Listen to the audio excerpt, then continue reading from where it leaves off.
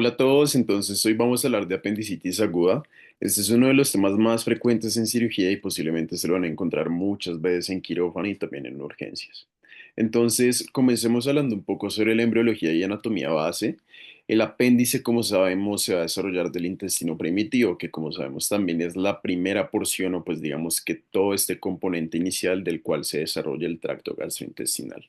Entonces, recordemos que este intestino primitivo iba a conformarse de tres partes: el intestino anterior o el foregut, el midgut o el intestino medio y por último el intestino posterior.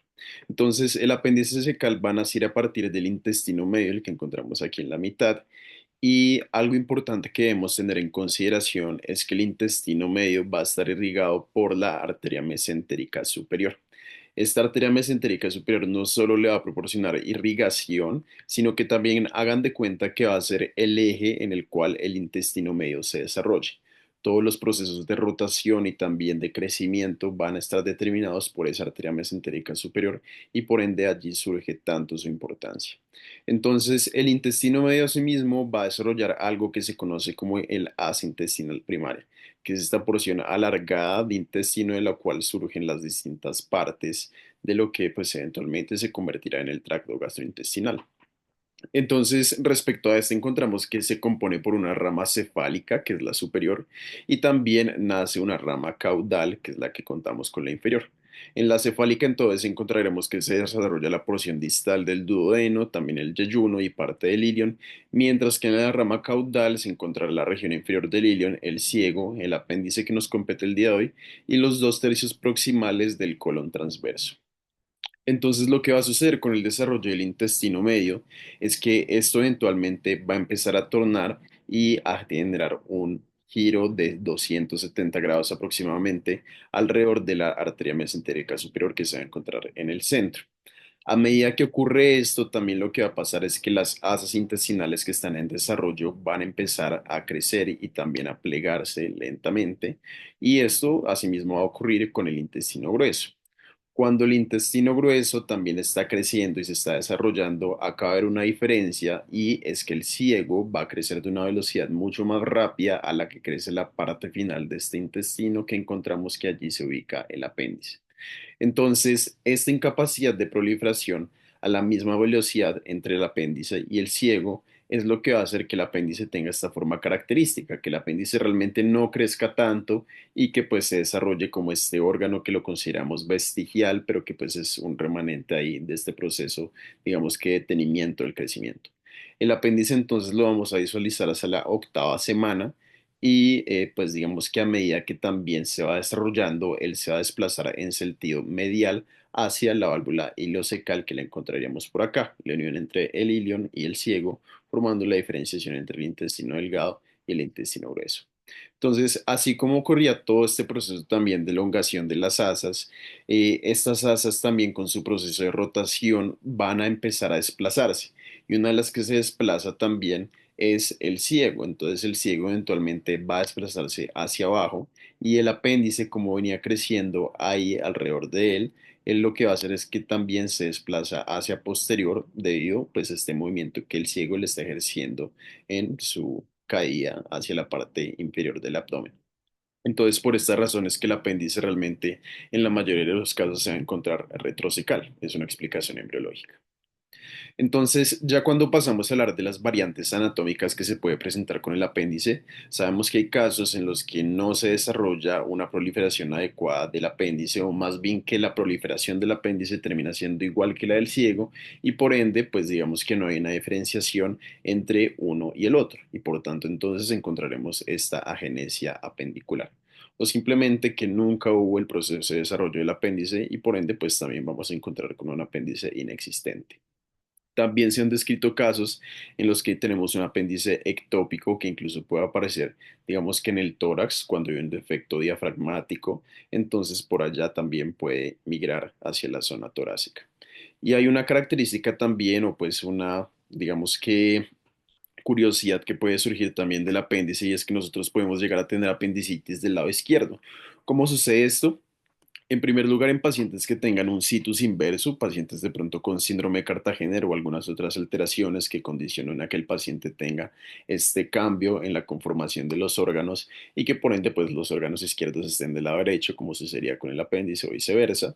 En otra ocasión también podríamos relacionarlo con una ausencia de la rotación intestinal. Ahorita ya hablamos de que el intestino debe rotar primero en 270 grados, pero después también debe volverse es como unos 90 grados o pues de retornar también como esa rotación que se generaba inicialmente y con eso pues también ocasionar la posición de los órganos en su posición habitual. También podemos encontrar un apéndice izquierdo si existe un ciego errante, un ciego que sea extremadamente largo y que por eso también tienda a ocupar la cavidad izquierda o en su defecto por un apéndice que sea extremadamente largo y que este sea el que nos esté ocupando la cavidad izquierda o la parte izquierda de la cavidad abdominal. Así como existen estos tres casos, también tenemos los casos de una duplicación apendicular. Y para esto entonces se ha descrito la clasificación de Cave y Walbridge, en la cual nos diferencian los tipos de duplicaciones que tenemos. Tenemos una duplicación que es la tipo A, en la cual nosotros vamos a encontrar un apéndice que eventualmente se va a bifurcar en dos porciones. Entonces tienen dos apéndices que de todas formas están compartidos por una misma base.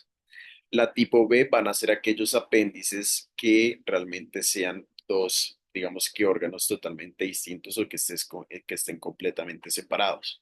Entonces, en la tipo B1 encontramos un apéndice que surge desde la parte más lateral del ciego, mientras que el otro va a irse hacia el componente también de la válvula ileocecal, ya hacia la proximidad de esta zona. Encontramos la tipo B2, en la cual también tenemos, como lo mencionamos ahorita, dos apéndices separados, pero estos ya no tienen una conformación horizontal, sino vertical. Ambos van a salir de una misma tenia, sino que la diferencia es que uno va a ser más superior y el otro más inferior. Y finalmente, en la tipo C es en la que nosotros encontramos que se forman dos ciegos. Entonces tenemos dos ciegos, los cuales cada uno va a tener su propio apéndice. Entonces, lo que nosotros nos preguntamos es si el apéndice realmente sirve de algo. Sabemos que su nombre, digamos que también el nombre clásico, el nombre anticuado es el apéndice vermiforme. ¿Y por qué se ve esto? Porque vermis viene de gusano y forme de forma. Entonces, lo que encontramos es que el apéndice, pues claramente tiene esta forma que es clásica como un gusano y realmente es muy parecido como nos damos cuenta. Pero entonces siempre se ha creído que el apéndice únicamente sirve para inflamarse y también para darle de comer a los cirujanos, lo cual digamos que podría ser un poco cierto porque es una de las patologías más comunes, como hablamos, en la práctica quirúrgica, pero también debemos tener en cuenta la conformación fisiológica e histológica que mantiene el apéndice. Entonces nos daremos cuenta que este tiene una mucosa en la cual también está conformada por un epitelio cilíndrico que contiene asimismo células caliciformes las cuales excretan moco. También encontramos una submucosa que me atrevería a decir que esta es posiblemente la capa más importante del apéndice. ¿Por qué? Porque en el interior de la submucosa nos daremos cuenta que están conformados múltiples nódulos linfáticos que acumulan todas estas células inmunes y por ende genera una respuesta inmune que se dice que también controla el sistema inmune y también la flora bacteriana del intestino. Después encontraremos una capa muscular externa compuesta por una capa de tejido longitudinal y también de tejido muscular circular. Y finalmente la serosa, que va a ser la capa que recubre todas las anteriores, que se encuentra más en contacto con el peritoneo y con el resto de las estructuras de la cavidad abdominal. Entonces, como nos damos cuenta, toda esta complejidad de estructuras que mantiene el apéndice realmente también nos sirven para el mantenimiento de ser un órgano linfoide y de participar mucho en la generación y también el mantenimiento de la flora bacteriana y toda la respuesta inmune que se puede llegar a generar en el intestino. Entonces, ya que hemos hablado de su función, ahora, ¿cómo nosotros podremos encontrar el apéndice? Porque es muy fácil verlo en los libros de anatomía, pero muy difícil a veces cuando estamos en una cirugía y tratamos de encontrarlo. Entonces, recordemos en primer lugar el peritoneo. Digamos que hagamos memoria y sepamos que esta era un recubrimiento de serosa que se encontraba pues alrededor de varios órganos de la cavidad abdominal y que a su vez también encontrábamos órganos que eran intraperitoneales que se encontraban recubiertos por esto y extraperitoneales en un espacio retroperitoneal fuera del peritoneo. Entonces, el apéndice realmente va a ser un órgano intraperitoneal, pero nos damos cuenta que el ciego, pues también va a ser intraperitoneal. Sin embargo, el colon ascendente y el colon descendente tiene una porción que es retroperitoneal. Entonces, en primer lugar, podemos encontrar un apéndice que es intraperitoneal, pero incluso se pueden llegar a presentar algunas variantes con la posición retrocecal del apéndice, en la cual este se dice que puede incluso llegar a salir del peritoneo. Entonces, ya que sabemos esto, también cómo vamos a encontrar el apéndice cuando ya localicemos las asas intestinales. Bueno, en primer lugar, siempre debemos también localizar la unión iliocecal con la válvula iliocecal, donde ya dijimos que se unía también el intestino delgado con el grueso, y ahí en esa proximidad a unos 2 centímetros o 1,7 más o menos inferior, encontraremos también el apéndice. La otra también, digamos que teoría o más bien el secreto que podemos tener para encontrar el apéndice va a estar conformado por las tenias intestinales. Entonces, recordamos que las tenias van a ser este tejido fibroso que se forma en el intestino grueso, que tenemos tres tenias, y el secreto con esto es que donde convergen estas tres tenias, es en donde nosotros vamos a encontrar la base del apéndice. Entonces, por eso les traigo este dicho que es un poco jocoso y que me lo inventé, y es que si al dolor de barriga quieres hacer feliz, sigue la tenia y encontrarás a la lombriz. Entonces, realmente es por esa parte que también podemos encontrar al apéndice. Entonces, ya que hemos hablado también de cómo ubicarlo, hablaremos de sus parámetros normales. La longitud del apéndice entonces va a ser de 8 a 9 centímetros y sabemos que este tiene un origen que es posteromedial al ciego, a 1,7 centímetros más o menos, como lo mencionábamos ahorita, de distancia aproximadamente del hilo. Y el ciego, recordemos que también va a estar conformado por una relación anatómica importante con estructuras como el músculo psoas-ilíaco y también el plejo nervioso lumbar.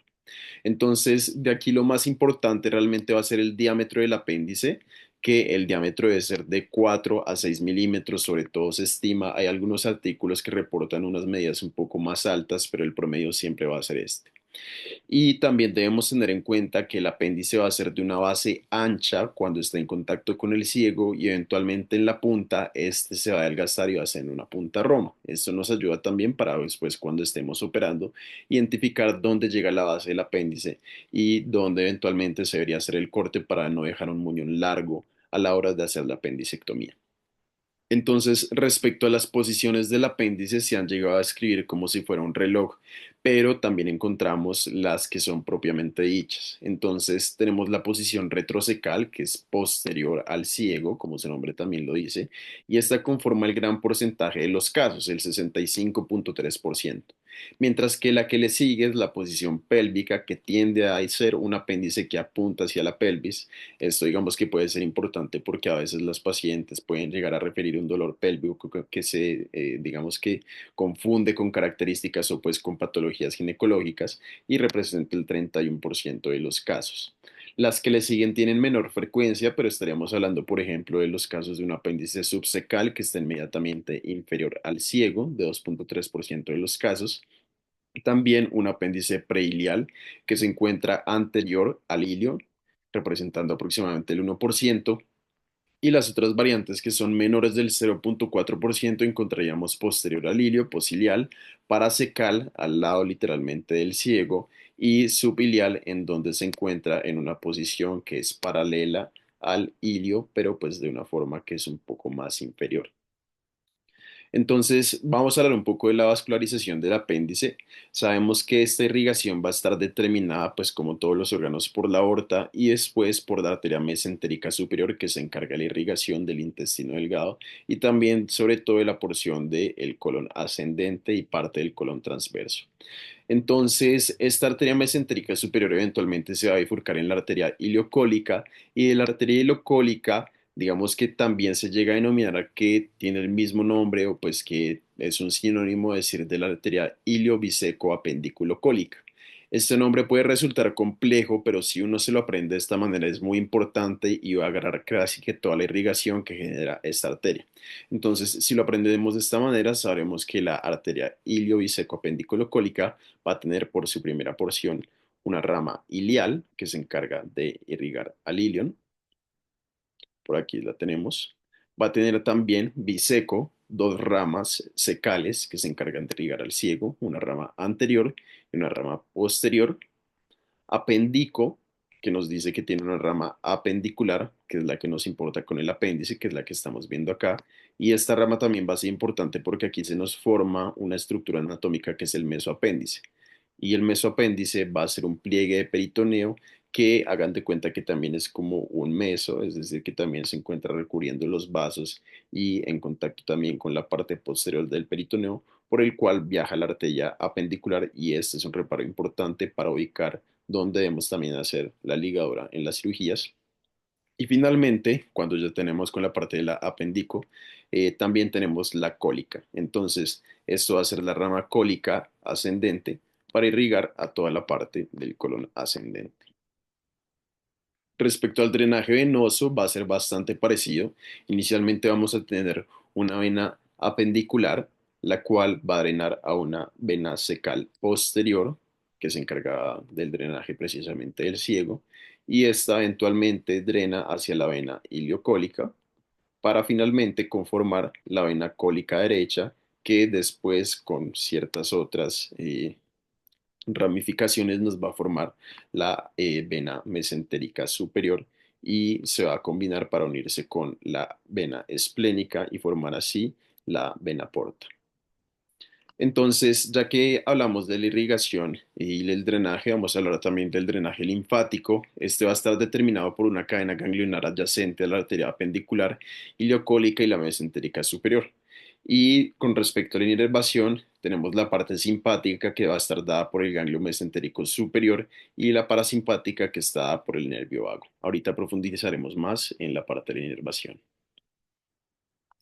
Respecto a la epidemiología, entonces, sabemos que la apendicitis corresponde a una causa de abdomen agudo y es responsable de estas causas de abdomen agudo del 7 al 10% de todos los ingresos. Se dice que aproximadamente 100 pacientes por cada 100.000 van a desarrollar apendicitis al año, pues de habitantes al año, y también esta va a tener una mayor presentación en la segunda y en la tercera década de la vida. También sabemos que los hombres tienen más apendicitis en un rango de 1.4 a 1 en mujeres, diciéndose que aproximadamente 8.6% de los hombres van a desarrollar apendicitis en toda su vida, mientras que solo un 6%, 6.7% de las mujeres lo harán. También con respecto al riesgo de perforación, decimos que va a haber un riesgo del 16 al 40% de perforación, el cual, como nos damos cuenta, es mayor en la población adulta. A los jóvenes les da más, pero a los adultos mayores, digamos que se les perfora más el apéndice. Y también debemos tener algo importante aquí en cuenta y es que en el 15% de los casos se va a confundir esta patología con alguna otra, entonces podemos llegar a tener un diagnóstico erróneo.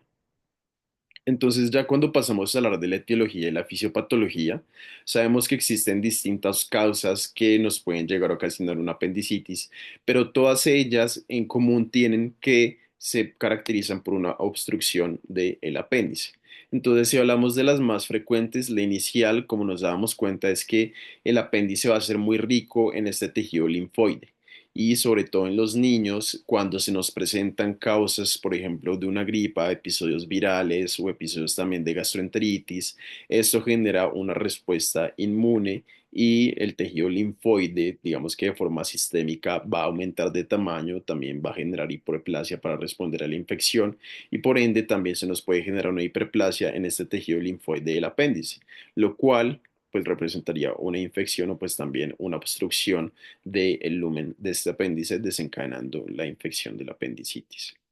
También en el 35% de los casos vamos a encontrar que es formada esta obstrucción por restos de materia fecal de contenido muy pequeño que se acumula aquí en la entrada y el orificio de entrada del apéndice, lo cual pues eventualmente nos desencadena la infección también. Sin embargo, existen otras causas, por ejemplo, mencionamos neoplasias benignas o malignas, infecciones parasitarias por estos parásitos que vemos acá, sobre todo Ascaris luminicoides, las tenias, esquistosoma, etcétera. Y un dicho pues que dicen los abuelas también, con semillas que realmente puedan incluso a generar obstrucción ahí presente. La radioterapia también puede ser una causa en donde pacientes que hayan sido sometidos a radioterapia eventualmente tengan degeneración de todos los tejidos y eso también condicione un proceso obstructivo del apéndice. Entonces, ya que hablamos de de la etiología, vamos a hablar de la fisiopatología. Todo comienza entonces con la obstrucción por estas causas que acabamos de mencionar. Y cuando se obstruye el apéndice, eventualmente por estas células caliciformes que decíamos que tenía, se va a seguir produciendo moco de todas formas. También por la flora bacteriana normal se va a liberar gas y esto va a condicionar a que exista un aumento de la presión aquí que tenemos en el apéndice, ya que no hay sitio por donde pueda escapar debido a que se encuentra obstruida. Eventualmente la presión va a entrar en aumento y también todo este sistema de bacterias que están proliferando de la microbiota normal del intestino y también de esta acumulación de moco es un foco y un caldo de cultivo para la proliferación bacteriana. Entonces va a existir también un aumento en el desarrollo sobre todo de E. coli, de Bacteroides fragilis, también se escribe aumento también de presencia de anaerobios y esto seguido por una respuesta inflamatoria local que se genera nos va a ocasionar una cascada también de exudado de citoquinas proinflamatorias que eventualmente termina aumentando aún más la presión y en primer lugar se va a generar también una estimulación de los nervios viscerales que se encuentran adyacentes al apéndice, lo cual va a desencadenar el dolor. A medida que esta presión aumenta, porque se va acumulando más bacterias, más moco, más también tejido linfoide, como más parte también de toda esta respuesta inflamatoria, se va a generar una compresión sobre los vasos que están ahí en el apéndice. Entonces vamos a tener inicialmente un compromiso de los linfáticos, después de los vasos venosos y finalmente de los vasos arteriales. ¿A qué se traduce todo esto? A que si nosotros no tenemos realmente un sitio de drenaje, vamos a encontrar edema, también encontramos trombosis, ya que tenemos estos lechos venosos que están obstruidos, y las arterias también al estar obstruidas no van a proporcionar irrigación al apéndice y por lo general entonces van a desarrollar isquemia y necrosis. Entonces todos estos aumentos de presión, incluso que se describe que sea por encima de 85 milímetros de mercurio, nos desencadenan esta cascada fisiopatológica que eventualmente por la isquemia y por la necrosis nos debilita la pared y nos pone en riesgo para que el paciente desarrolle una ruptura en donde se escape todo este contenido infeccioso de bacterias y también de células inflamatorias que nos puede generar una peritonitis, también abscesos periapendiculares o abscesos subfrénicos o lo que conocemos como un plastrón, que es la condición en la cual los intestinos y también toda la parte más bien del peritoneo que se encuentre allí presente y también del meso va a generar una respuesta inflamatoria en la que rodea al apéndice para disminuir todo este proceso inflamatorio y que nos esparza todo este contenido de células y de bacterias hacia la cavidad abdominal para que se contenga un poco esta inflamación. Entonces, entendiendo la fisiopatología, ya podemos hablar de las fases de la apendicitis. Tenemos una primera que es la fase edematosa o catarral. En este entonces va a estar caracterizada por la obstrucción apendicular con el aumento de la presión intraluminal e inflamación de la mucosa. En la segunda es la supurativa o fibrinolopurulenta, en la cual pues ya con una presión muy elevada se presenta una congestión vascular e isquemia y eventualmente esto nos conduce a una ulceración de la mucosa con un poco de salida de exudado. La fase gangrenosa, ya cuando tenemos este compromiso arterial, es generada por estas zonas de necrosis e isquemia. Entonces el exudado va a ser cada vez más purulento y también se acumula de forma periapendicular. Y finalmente, cuando toda esta presión, ya como mencionábamos, se rebasa y se debilita completamente la pared del apéndice por la necrosis, entonces tendremos esta perforación y liberación de todo el contenido inflamatorio hacia la cavidad.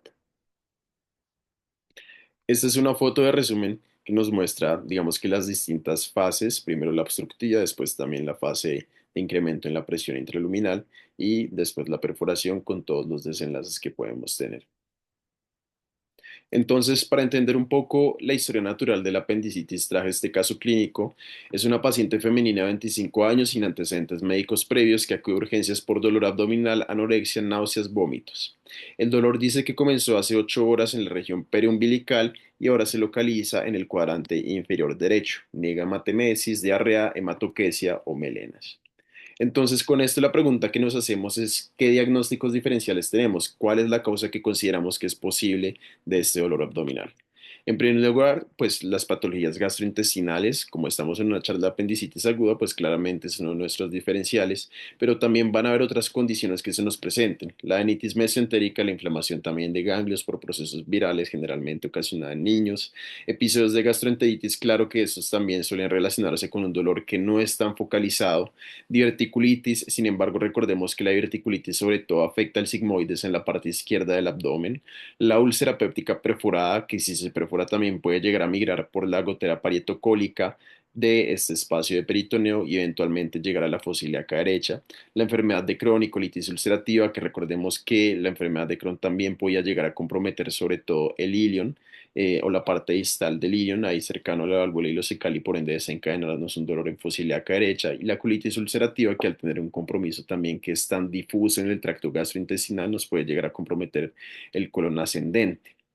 Pancreatitis aguda también puede ser una causa, sin embargo, recordemos que este dolor es un poco más epigástrico, un dolor también en banda. Divertículo de Meckel también puede llegar a ser una causa, sobre todo en niños, en varones, recordemos que es en donde más se presenta esta patología, pero que también en muchos casos puede llegar a confundirse con una apendicitis. Causas urológicas, encontramos también la urolitiasis, la torsión testicular, pielonefritis también, entre otras, y ginecológicas muy importantes, enfermedad pélvica inflamatoria, ruptura de embarazo ectópico, torsión ovárica, quiste ovárico hemorrágico y también la endometriosis. Entonces, ya que teníamos este caso, hablemos un poco sobre cómo es el dolor del apéndice.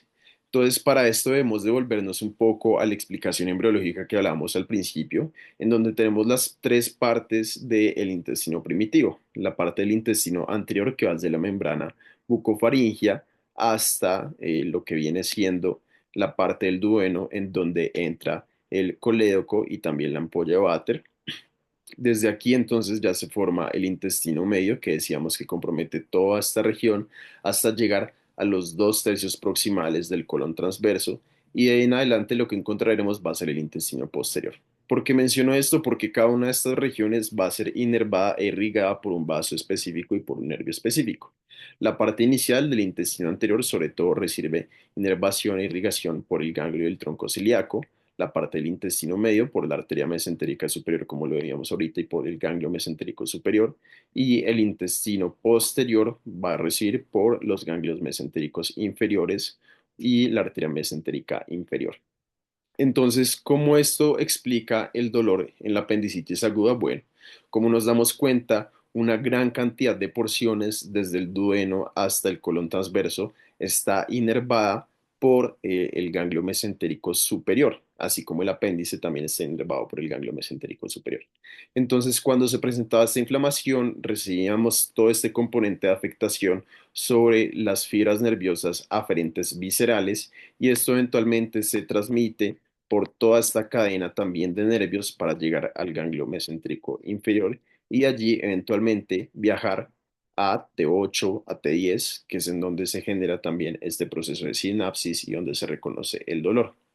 Pero así como el apéndice o pues las fibras del apéndice están llegando aquí a T8 y T10, también lo hacen las fibras de los distintos órganos. Entonces la parte también del colon transverso llega igual a T8, T10, también la parte del intestino delgado llega también a T8, T10. Entonces aquí no solo llega a T8 y T10 el intestino, sino que también toda la parte de los dermatomas de la piel que también va a estar inervado por este nivel medular eventualmente puede llegar a confundirse con un dolor apendicular. Entonces, esto la conclusión es que cuando el apéndice duele inicialmente, el cuerpo lo interpreta como que no es el apéndice, sino que pueden ser otras zonas que son todas las que ya hemos mencionado que también pueden estar comprometidas y por ende el dolor inicial va a ser un dolor visceral en el cual pues es un dolor en la línea media periumbilical. El dolor referido, que pues es por esta convergencia de las fibras de T8 y T10, que se asume que también es por un compromiso de los dermatomas, pero sabemos que viene por el apéndice, sino que el cuerpo lo confunde y reconoce que esto de T8 y T10 viene de otra parte. Y ya finalmente encontraremos un dolor parietal. El dolor parietal entonces va a estar desencadenado cuando se estimulan los nervios somáticos por una irritación del peritoneo adyacente. Entonces, ¿qué va a pasar? Cuando nosotros tenemos este apéndice que ya está tan inflamado y eventualmente también compromete la serosa y también que compromete el peritoneo o incluso que puede llegar a perforarse, esto va a estimular los nervios del peritoneo. y por ende ahí sí es cuando nosotros vamos a tener una migración, porque no es un dolor irradiado, sino que es una migración del dolor del ombligo a la fosa ilíaca derecha. Aquí es muy importante también en la historia natural de la apendicitis que nosotros consideremos la temporalidad. ¿Por qué? Porque decimos que un dolor agudo va a ser menor de 24 horas, pero a medida que aumente el tiempo, si este sobrepasa el día, hay mayor pronóstico o probabilidad de que ya sea un apéndice que esté perforado. Entonces, con esto, cuando se perfora también el apéndice, tenemos riesgo a que se nos presenten todas esta clase de complicaciones, como lo eran los abscesos, también el flegmón, etcétera.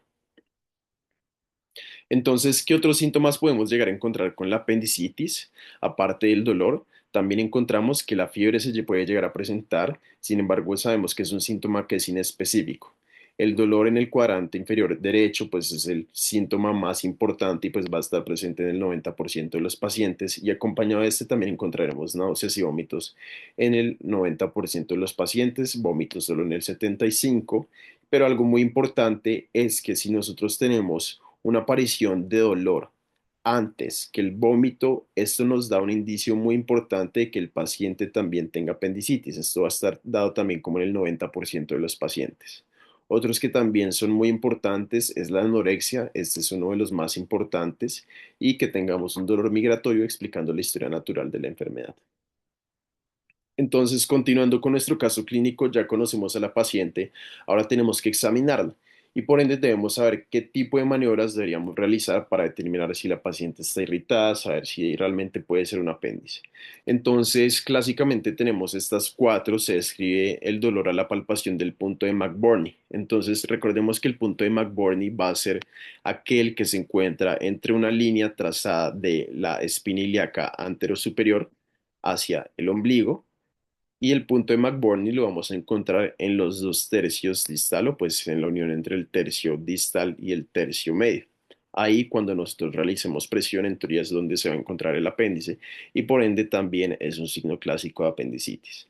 El signo de Murphy es cuando nosotros palpamos en la fosa ilíaca derecha y esto lo que va a hacer es que va a generar una transmisión de los gases también del intestino y la movilización de las asas intestinales que eventualmente nos termina generando un dolor sobre la fosa ilíaca derecha. El signo de Dunphy va a ser cuando los pacientes tosen y tienen un dolor reproducible también en fosa ilíaca derecha, un dolor abdominal. Y también tenemos el signo de Blomberg o el signo de rebote, en el cual cuando nosotros tocamos al paciente y realizamos un poco de presión, en el momento en el que liberamos esa presión con nuestras manos y se genera este rebote del peritoneo, el paciente va a tener un dolor reproducible. Entonces también existen otros signos como es el signo del obturador, en el cual nosotros lo que vamos a hacer es que pedirle o más bien condicionar al paciente para que realice una flexión de la pierna y hacer también una rotación interna. Y cuando el paciente presente dolor, esto va a indicarnos y sugerirnos de que el paciente presente un apéndice en posición pélvica. El signo del psoas también lo vamos a encontrar presente cuando le pedimos al paciente que extienda la pierna y presenta dolor. Esto nos dará indicio de que tiene un apéndice en posición retrocecal. Entonces, también existen todos estos signos y debemos confirmar también de que el paciente no tenga rigidez abdominal o defensa muscular involuntaria que nos pueda llegar a sugerir que el paciente tiene signos de irritación peritoneal y que ya está con una peritonitis generalizada. Pero lo que nos damos cuenta es que a pesar de todo esto, los signos de irritación peritoneal que vemos a que pues veíamos a continuación con el apéndice realmente son muy poco sensibles. Si bien son específicos, la gran mayoría nos damos cuenta que, por ejemplo, el signo del obturador es bastante específico y también la rigidez es bastante específica, no guardan muy buena sensibilidad. El signo del psoas también tiene muy buena especificidad, pero estos no tienen tan buena sensibilidad. Realmente varía del 5 al 15, 13 al 42%, 22 al 68%. Quizá los que más nos podrían llegar a sugerir es que el paciente sí tenga como dolor en el punto de McBurney y también que el paciente tenga, digamos, que rebote o el Blomberg que llamábamos. Entonces, sabemos que estos también van a ser signos que, a pesar de que los realicemos, de todas formas no nos aportan mucho valor cuando lo vemos en estadísticas. Entonces, continuando con nuestra paciente, sabemos que pesa 60 kilogramos, que tiene una presión arterial de 110/73 milímetros de mercurio con una media de 85, una cardíaca de 95 latidos por minuto, una respiratoria de 18 respiraciones por minuto, una saturación de 99 y que tiene una temperatura de 37,5. Cuando vemos a la paciente, ella está sentada en una camilla en aceptables condiciones generales, tiene dolor, está álgida, pero no tiene signos de dificultad respiratoria. Y cuando vemos el abdomen, nos damos cuenta que este es blando, doloroso la palpación superficial y profunda en fosa ilíaca derecha, pero no tiene signos de irritación peritoneal. No está tampoco con defensa voluntaria ni tampoco tiene un abdomen estable. Entonces, con esto, lo que nos preguntamos es cuáles son las órdenes iniciales que podríamos considerar en esta paciente. ¿Le mandamos un medicamento? ¿Le mandamos algún laboratorio? ¿Qué deberíamos hacer? Entonces, realmente con el abordaje inicial y en general también con el abdomen agudo, había una discusión hace algún tiempo y es que se decía si estos pacientes debían recibir o no analgesia, porque realmente el asunto que se entraba a discutir acá es que se decía que si los pacientes recibían analgesia, el dolor podía llegar a estar enmascarado y por ende podría llegar a dificultar el diagnóstico de estos pacientes. Este es un artículo que salió en 2024 del New England que nos muestra los distintos parámetros y la nueva era sobre el abdomen agudo. Y los que no nos muestra acá es que realmente la analgesia sí se debería administrar en los pacientes, a pesar de que eventualmente sí nos pueda llegar, digamos que a sesgar un poco el examen físico y también a calmar un poco el dolor en los pacientes de forma que no lo encontremos de una forma tan aguda o pues que sea tan fácil de detallar. Lo que nos dice es que el proporcionar analgesia en los pacientes alivia inmediatamente el dolor en ellos y de todas formas no nos genera alteraciones o cambios en el diagnóstico final que obtuvimos a estos pacientes ni tampoco en las conductas que sean pues las que más le beneficiaría a estos pacientes. Entonces, en conclusión, la analgesia sí se debería dar. Los laboratorios que le vamos a mandar a estos pacientes, entonces, en primer lugar, un hemograma para mirar también la leucocitosis. Se dice que cuando es aguda o pues una apendicitis que es no complicada, que ahorita lo mencionaremos con mayores detalles, suele tener de 14.500 más o menos 7.300 leucos. Cuando es gangrenoso, ya 17.100 con una diferencia de 3.900 y en los casos de una apendicitis perforada, se habla de que estos valores ya son cercanos a los 18.000 o 20.000.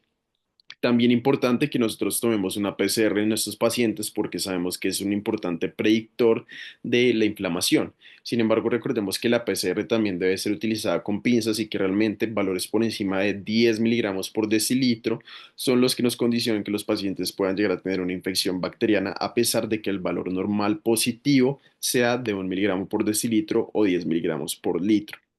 La beta-HCG, una prueba de embarazo, debe ser tomada en toda mujer que tenga una edad fértil, porque con esto podemos descartar diagnósticos diferenciales, sobre todo pensando en un embarazo ectópico.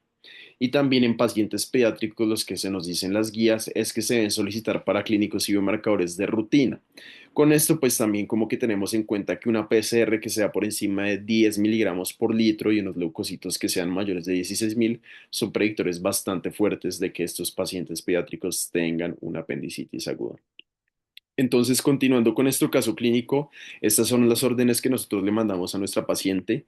Nada de vía oral porque sabemos que de pronto la podríamos operar en las próximas horas. Sabemos que es una paciente que ha vomitado, entonces tenemos que hacerle reposición hídrica, no muy agresiva, pero de todas formas le damos líquidos de mantenimiento a 60 cc por hora, haciendo una relación de 1 cc kilogramo hora. Y también, como veíamos, le vamos a proporcionar analgesia. Entonces, diclofenaco, 75 miligramos intravenoso, una dosis única, por ejemplo, puede ser una opción, acompañado por acetaminofén 1 gramo cada 8 horas.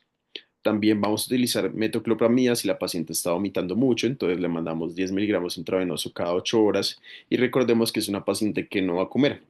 Entonces, si tenemos disponibilidad de salas de cirugía inmediatamente, realmente no habría necesidad de que le administraremos gastroprotección, pero en este caso, imaginemos que la paciente sí se va a demorar en ir a las salas, entonces vamos a proporcionar omeprazol 20 miligramos intravenoso cada 12 horas.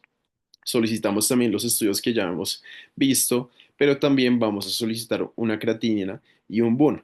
¿Por qué? Porque esta paciente de pronto podría irse para una tomografía axial computarizada con contraste Y recordemos que para que nosotros podamos inyectar un medio de contraste, primero tenemos que verificar que el riñón esté bien.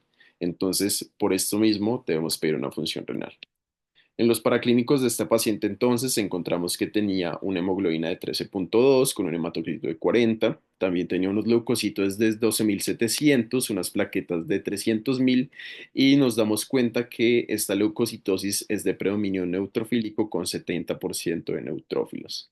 Le salió una PCR que también estaba elevada en 34 y una prueba de embarazo que estaba negativa. Entonces, con esto en mente, lo que debemos preguntarnos ahora es qué riesgo tiene esta paciente realmente de tener apendicitis. Entonces, existen distintas escalas de estratificación del riesgo. La clásica y la que todo el mundo se conoce es la escala de Alvarado. Esta es la única que voy a mencionar también por efectos de tiempo, pero sabemos que esta entonces tiene síntomas positivos con un dolor migratorio que nos aporta un punto, una anorexia que nos apunta también un punto, náuseas y vómito otro punto, signos. Entonces, si tiene dolor en fosilia derecha, estos son 2 puntos, el rebote o Blomberg es de un punto, que tenga una temperatura de 37,3 grados o más es un punto y leucocitosis mayor de 10.000 también va a ser 2 puntos y una neutrofilia mayor del 75% va a ser un punto. Entonces con esto se nos escribe como un aproximado de la probabilidad que el paciente tenga una apendicitis. Menos de 5 puntos es poco probable, 5 a 6 puntos es un riesgo moderado, 7 a 8 un riesgo probable de apendicitis aguda y 9 a 10 es muy probable que el paciente tenga apendicitis aguda. Las guías de Jerusalén que nos dicen que si tenemos un puntaje menor de 5, esto excluye una apendicitis en el 99% de los casos. Sin embargo, lo que nos hemos dado cuenta es que realmente el alvarado no tiene tan buena sensibilidad ni tan buena especificidad y también tiene limitaciones importantes. Una de ellas, por ejemplo, es que en pacientes con VIH el alvarado no es tan preciso para determinar si estos pacientes tienen un riesgo adecuado. Y a veces el alvarado también por este punto adicional que proporciona una temperatura que realmente no está en rangos de fiebre, puede llegar a generar una sobrepuntuación. Para eso entonces sabemos que existen otras escalas, por ejemplo está la escala AIR, que también nos determina esta probabilidad entre baja, intermedia y alta, y esta es posiblemente una de las más confiables y que mejores resultados ha demostrado, que la recomiendan también las guías de Jerusalén. Encontramos también la escala de Ripasa, que esta realmente es una escala que se utiliza sobre todo en población asiática, en la que muestra que tiene mejores resultados en este tipo de población. También nos cataloga entre improbable, baja probabilidad, alta probabilidad, o que ya confirmamos un diagnóstico en caso tal de que tengamos más de 12 puntos. Y finalmente encontramos también el score de apendicitis aguda en el adulto o el ASS, o el AAS, perdón. Entonces, en combinación con el ER, este también es uno de los que ha mostrado mejores resultados, que tiene mejor sensibilidad y que también tiene los mejores valores predictivos positivos y negativos. De nuevo, pues haciendo una diferenciación entre el riesgo bajo, el riesgo intermedio y el riesgo alto. Entonces, ¿qué nos dice la evidencia? ¿Qué nos dicen también las guías más actualizadas que tenemos frente a este tema? La guía de Jerusalén de 2020 realmente nos dice que el uso de las escalas clínicas debe ser para excluir la apendicitis aguda e identificar a los pacientes que tengan un riesgo intermedio que puedan requerir mayores estudios con imágenes diagnósticas, como lo veremos con la ecografía o con el TAC. Y nos dice, como veíamos, que el ER y el AAS son los predictores clínicos de apendicitis que tienen mayor confianza. Aquí les dejo también esta tabla en la que nos damos cuenta que esto fue un estudio en donde analizaron la sensibilidad, especificidad y otros valores en población latinoamericana en México y nos dimos cuenta que el ER realmente tiene puntajes que son bastante buenos en comparación a todos los demás. Entonces, continuando con nuestro caso clínico, le calculamos estas escalas y nos dimos cuenta que le dio un Alvarado que estaba alto y un ER y un AS y un AAS que le daba riesgo intermedio. Entonces, con esto en mente, debemos preguntarnos si le pedimos alguna imagen a este paciente y si sí, ¿cuál le podríamos pedir? Las imágenes diagnósticas en la apendicitis aguda, entonces la tomografía axial con contraste y la ecografía van a ser las dos modalidades diagnósticas más utilizadas en el diagnóstico de esta apendicitis. Iniciando por la ecografía abdominal, se dice que este es el estudio de primera opción o el que también se puede realizar de manera más fácil, más asequible y que también podemos realizarlo inicialmente en estos pacientes.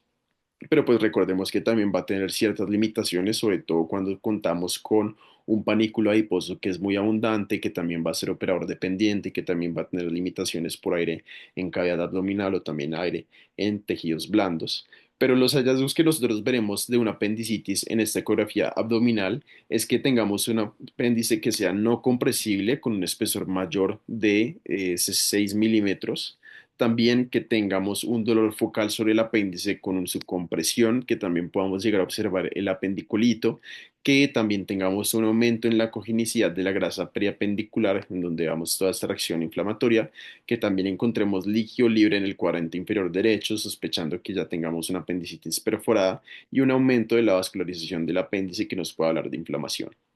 Entonces, clásicamente también se describe un signo de la diana, que es este que vemos acá, en el cual hay una combinación entre las estructuras hipogénicas y hipergénicas, en la cual pues vemos que se forma como este signo de diana que nos sugiere que el paciente está presentando esta apendicitis. También encontraremos entonces el TAC abdominal. Entonces el TAC abdominal realmente se dice que este debe ser con contraste. Sin embargo, lo que nos dicen las guías es que no necesariamente debe ser un contraste alto o un contraste estándar. Con que nosotros tengamos un TAC con contraste a una dosis baja, podremos visualizar adecuadamente el apéndice y determinar si tiene apendicitis o no. ¿Cómo lo hacemos? Viendo si tiene un diámetro del apéndice que sea mayor de 6 milímetros, de aquí la importancia, como lo hablamos, del diámetro normal del apéndice, un engrosamiento de las paredes del apéndice que sea mayor de 3 milímetros, la inflamación nuevamente de la grasa periapendicular y si podemos llegar a visualizar el apendiculito. Entonces, en estas imágenes, por ejemplo, acá vemos cómo está esta parte del fecalito que nos está generando la obstrucción y también este crecimiento luminal en la presión. Y en esta otra nos damos cuenta cómo existe también este aumento en el grosor de la pared del apéndice. Entonces, ¿cómo saber qué imagen le pido a un paciente o si le pido la imagen o no? Realmente lo que se nos dice es que nosotros debemos determinar el riesgo por las escalas que ya habíamos mencionado, el Alvarado, el AAS y también el AEL.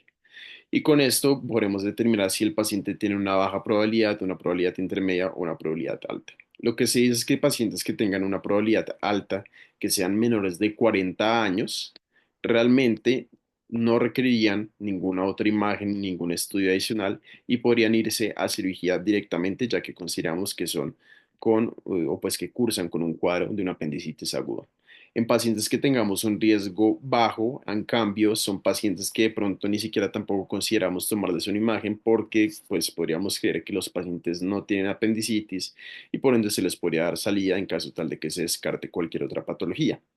Si son pacientes que tienen una probabilidad baja, pero de todas formas los síntomas persisten, el primer estudio que podríamos tomar de escogencia en estos pacientes vendría siendo el ultrasonido.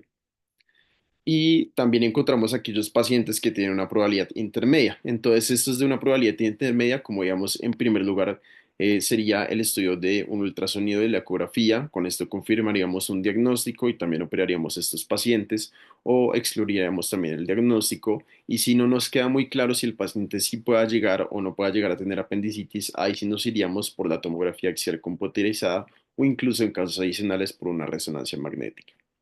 En el TAC entonces podríamos confirmar el diagnóstico por estos signos que también ya hablamos en la tomografía, excluirlo o si nos queda también inconcluso, podríamos revalorar al paciente por medio de una observación y con eso determinar nuevamente la probabilidad de que el paciente presente también la apendicitis con estos scores que veíamos anteriormente y según eso ver si podemos realizar una laparoscopia diagnóstica o también ya si el paciente resuelve y no presenta síntomas, excluir definitivamente que no tenga una apendicitis. Entonces, ya que hablamos del diagnóstico, vamos a hablar ahora del manejo y para eso debemos diferenciar entre la apendicitis no complicada y la complicada. La no complicada va a ser aquella que se presenta sin signos clínicos o radiográficos que nos ameriten o pues nos muestren una perforación. Por esto, entonces, también no tendremos ninguna masa inflamatoria, flemón o absceso. En cambio, la apendicitis complicada va a ser aquella en donde tenemos una apendicitis aguda con un apéndice gangrenosa, con o sin perforación y que también puede estar asociada con un absceso intraabdominal, un flegmón o también que tenga contenido líquido libre en la cavidad abdominal, que ya nos sugiera que el paciente curse con una peritonitis. Entonces, respecto al tratamiento, ¿qué se nos dice? En la apendicitis no complicada, uno que ha entrado también en vigencia últimamente, es si los pacientes realmente necesitan una terapia quirúrgica. Entonces se describe un manejo no quirúrgico, pero la pregunta principal que nos hacemos es si este manejo quirúrgico es seguro y efectivo para el manejo de la apendicitis no complicada. Entonces, realmente el manejo no quirúrgico tiene bastantes ventajas. En primer lugar, pues es no exponer a un paciente a un procedimiento en el cual también pueden surgir múltiples complicaciones como infección asociada, también sangrado, etcétera. Y también que se dice que los pacientes pueden llegar a tener como tasas de recuperación mejores o pues digamos que tener una discapacidad que no esté tan marcada como en los casos de cirugía. Pero ¿qué es lo que nos han mostrado los estudios? De todas formas, nos dicen que a 5 años, si se realiza un manejo no quirúrgico únicamente con antibióticos, los pacientes pueden llegar a tener una recurrencia de hasta el 39% en presentar una nueva apendicitis. Y por eso es que las guías de Jerusalén nos dicen que también nosotros debemos individualizar cada paciente y discutir si realmente estaría indicado un manejo no quirúrgico únicamente en los pacientes con apendicitis no complicada. Entonces, nos dice que esta es una alternativa segura para pacientes que tengan una apendicitis no complicada en ausencia de un apendiculito. ¿Por qué? Porque la presencia de un fecalito se nos ha mostrado también en estudios que es un factor de riesgo para que los pacientes presenten una perforación. Entonces, por esto mismo nos indicaría el manejo no quirúrgico. También se nos indica que el manejo no quirúrgico no debería realizarse o pues debería evitarse en pacientes durante el embarazo. Y lo otro que se nos menciona con la apendicitis no complicada es que nosotros iniciemos, si lo vamos a hacer con antibiótico terapia, con un esquema intravenoso con posterior paso a la vía oral según la condición clínica que tenga este paciente. Entonces, respecto a los esquemas que tenemos disponibles, se dice que deben ser de 48 horas inicialmente de forma intravenosa, seguida por 7 o 10 días, y se obtienen las siguientes opciones: amoxicilina clavulonato, también ceftriaxona con metronidazol o cefotaxime también con metronidazol. En caso de pacientes también con alergia a los betalactámicos, se puede optar por ciprofloxacina, por otras fluoroquinolonas, y pacientes que también tengan un riesgo de enterobacterias con producción de beta-lactamasas, encontraremos también que se nos ofrece la opción de ertapenem directamente. Entonces, este es un esquema en el cual se nos muestra cómo deberíamos hacer el manejo de una apendicitis no complicada. Inicialmente, entonces, pacientes que realmente como que estén bajo estas condiciones, si ya tienen peritonitis difusa, inestabilidad hemodinámica, sepsis severa, que sean embarazadas, inmunosupresión, o historial de enfermedad inflamatoria intestinal. Si tienen alguno de estos, realmente nos iríamos de una vez por un procedimiento quirúrgico. Y en caso de que no lo tengan, debemos considerar el manejo no quirúrgico, hablando con el paciente sobre las ventajas y desventajas que esto representa. Después de esto, inicialmente pues consideraremos nuestro manejo de antibiótico terapia intravenosa en pacientes que sean de elección no quirúrgica, y vamos a hacer entonces este esquema de 48 horas intrahospitalario en el cual observaremos al paciente. Si el paciente responde bien y tiene como una mejoría clínica, se le puede dar salida con completar el esquema de 7 a 10 días en casa, pero si tiene una falla a la mejoría únicamente con antibióticos, eventualmente sí tocaría realizar una apendicectomía. Entonces, respecto al manejo quirúrgico en la apendicitis no complicada, las indicaciones o las recomendaciones más bien que nos propone Jerusalén son las mismas en el manejo de la no complicada con la complicada en cirugía. Entonces nos dice que debemos planear una apendicectomía laparoscópica en las primeras 24 horas, minimizando el retraso, que pues realmente por encima de las 24 horas se presenta mayor tasa de complicaciones, y que se prefiere siempre un abordaje laparoscópico sobre un abordaje abierto, tanto para la apendicitis complicada como para la no complicada. Entonces, en los pacientes con apendicitis no complicada, lo que nos dice Jerusalén es que debemos iniciar o pues se debe realizar como una profilaxis preoperatoria en un tiempo de ventana que sea de 60 minutos. ¿Cómo la vamos a hacer? Con una dosis única de ampicilina sulbactam 3 gramos o también de cefazolina 1 a 2 gramos intravenoso más metronidazol 500 gramos intravenoso.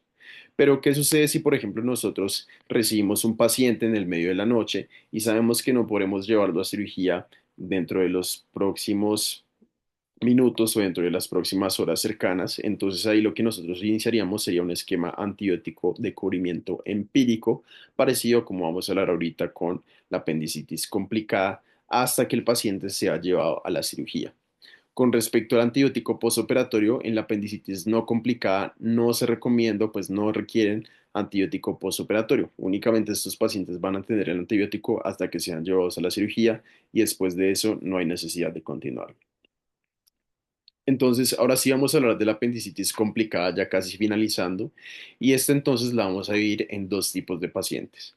Van a ser pacientes estables que de pronto tengan síntomas localizados dados por absceso o también por la formación de un plastrón, y pacientes inestables o pacientes sépticos o pacientes que tengan una perforación libre o una peritonitis generalizada, en los cuales nosotros sí vamos a requerir un manejo quirúrgico inmediato. Entonces, en estos pacientes que mencionamos acá de esta banda de los sépticos y los inestables y también aquellos con peritonitis normal, se realiza una indicación de apendicectomía inmediata seguida de un esquema antibiótico después de la cirugía de 2 a 4 días.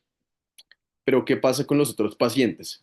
Entonces, pacientes que tengan un absceso, si este absceso es menor de 3 centímetros, también se pueden llevar a cirugía de forma inmediata, continuando con antibióticos. Si es mayor de 3 centímetros y no se puede drenar percutáneamente, también vamos a llevar a este paciente a una cirugía inmediata. Pero si se puede drenar por radiología intervencionista, pues vamos a preferir este drenaje percutáneo.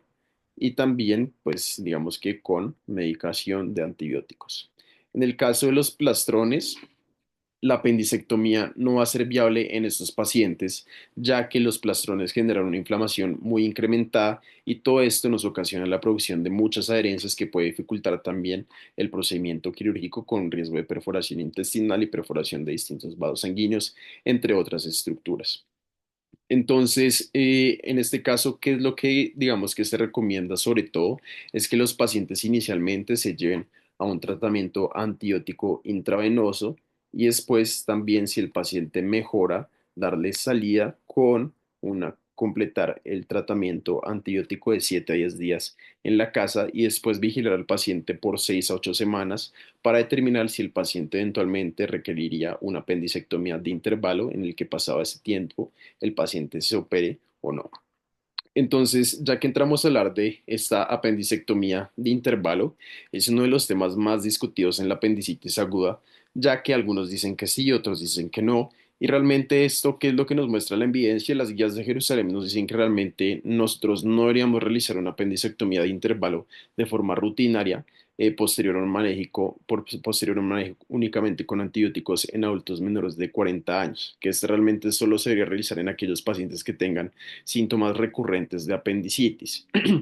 Sin embargo, en 2019 surge este estudio que nos dice que en pacientes mayores de 40 años nosotros siempre deberíamos realizar una apendicectomía de intervalo, ya que ellos tienen mayor riesgo de desarrollar neoplasia del apéndice si se deja a estos pacientes con un absceso o también con un plastrón. Entonces, incluso también nos recomendaban que estos pacientes deberían tener una colonoscopia después de que se les realizara esta apendicectomía de intervalo. La conclusión entonces es que realmente no existe un debate, un consenso final sobre si deberíamos realizar apendicectomía de intervalo en los pacientes o no.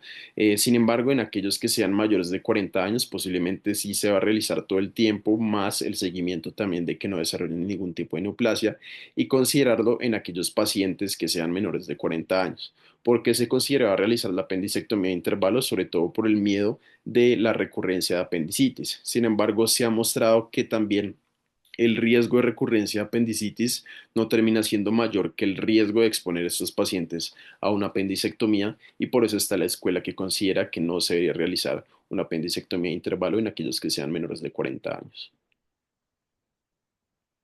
Entonces, pasando ya finalmente a la apendicitis complicada, nos damos cuenta que las recomendaciones de la apendicectomía de los tiempos son los mismos cuando hablábamos con la no complicada, pero la antibiótico-terapia entonces va a ser diferente. Los antibióticos, entonces, cuando nosotros tenemos un paciente que nos llega con una apendicitis perforada y que ya lo hemos diagnosticado, vamos a iniciar antibiótico-terapia empírica que se dirigía para el tratamiento de anaerobios y también de bacilos gram negativos. Entonces, esto generalmente, ¿cómo se hace? Con piperacilina tazobactam, se puede 3,3775 a 4,5 gramos intravenoso. 4,5 es generalmente lo que más se usa, pero también tenemos distintos esquemas de cefalosporinas, de tanto de primera generación como de tercera generación, incluso con la ceftriaxona, combinadas con metronidazol, que nos va a dar este cubrimiento anaerobio. Aquí entonces nosotros sí vamos a realizar una antibiótico terapia posoperatoria. Entonces lo que nos dice Jerusalén es que nosotros sí le daremos antibióticos a estos pacientes después de la cirugía, pero esto no debe ser más de 3 a 5 días del posoperatorio. Y recordemos nuevamente que los pacientes que tengan apendicitis no complicada no deberían continuar con manejo antibiótico después de la cirugía. Entonces, este es un esquema final que nos propone la guía también de Jerusalén. Nos dice que si tenemos un paciente joven, adulto, en el cual nosotros consideramos que pueda llegar a tener síntomas de apendicitis, lo estratificamos de acuerdo a las escalas. Si nos da de bajo riesgo y el paciente tiene menos de 40 años y está también en buenas condiciones, pues le podemos dar salida a este paciente. Y si sus síntomas, digamos que también recurren o los síntomas persisten, eventualmente podríamos realizar una cirugía de una laparoscopia para determinar si el paciente sí pueda llegar a tener apendicitis. Pacientes que también tengan un bajo riesgo, pero que nosotros no sabemos si realmente puedan llegar a presentarlo, o nos queda también la duda con estos pacientes, podemos realizar nuevamente, como mencionábamos antes, una ecografía y con esto determinar si el paciente tiene pues una apendicitis confirmada, realizar una apendicectomía laparoscópica, o si el paciente en su defecto decide realizar un manejo no operatorio, pues hacer este manejo no operatorio con antibiótico terapia. En el caso de que estos pacientes no mejoren con la antibiótico terapia sola, debemos reexaminarlos y eventualmente también llevarlos a cirugía por la falla también de este manejo. En pacientes con riesgo intermedio, entonces deberíamos confirmar también por ultrasonido si presenta estos síntomas de apendicitis, pero no, si se presenta la apendicitis también por los hallazgos en las imágenes, pero con eso también debemos mirar la edad del paciente. Si es un paciente que sea mayor de 40 años, preferiblemente debemos hacerle una tomografía computarizada para mirar que no tenga otras causas tampoco de dolor abdominal, y también si es un paciente con hallazgos que no son específicos o que de pronto también como que sugieran en la ecografía que el paciente pueda llegar a tener una apendicitis perforada, llevarlo nuevamente también a TAC y con eso determinar si el paciente requiere cirugía para apendicectomía o si también requiere otra causa o pues otro manejo para otra etiología que esté ocasionando el dolor abdominal en estos pacientes. En estos pacientes también, si tenemos una apendicitis no complicada, nuevamente recurrimos al manejo que sea también únicamente por antibióticos, un manejo no quirúrgico en caso tal de que el paciente acceda, y si el paciente pues sí accede a que sea también por cirugía, lo llevamos inmediatamente a cirugía. Y finalmente, en pacientes que sean de riesgo alto, aquellos que sean menores de 40 años por las escalas que también veíamos, los podemos llevar directamente a cirugía. Y aquellos pacientes que sean mayores de 40 años, nuevamente se nos sugiere que tomemos una tomografía axial computarizada y observemos si tiene otra causa de este dolor abdominal o si es apendicitis, lo podemos llevar a cirugía directamente. Entonces, ¿cuáles son las opciones que tenemos de cirugía? En primer lugar, contamos con el gold standard, que vendría siendo la apendicectomía laparoscópica. Entonces, la apendicectomía laparoscópica se considera un procedimiento que es mínimamente invasivo, en el cual nosotros lo que vamos a hacer es que generamos estas tres incisiones, una periumbilical, otra que también es desde la parte, digamos que del flanco aproximadamente, desde la línea del pliegue inguinal derecho, izquierdo, perdón, y también una que es pélvica. De allí entonces se va a insuflar, sobre todo con 10 a 20 milímetros de mercurio, un neumotaponador para que con CO2, digamos que se infle también la cavidad abdominal y se insertan las cámaras para que nosotros podamos manipular a el apéndice por medio de estos dispositivos. Entonces aquí con las pinzas lo que se va a hacer es que se identifica el mesoapéndice, se genera también, digamos que una hemostasia haciendo un clampeo de la arteria apendicular y también un clampeo, digamos que de la parte del apéndice y eventualmente se retira. Este vendría siendo pues el manejo que nosotros le ofrecimos a la paciente de nuestro caso.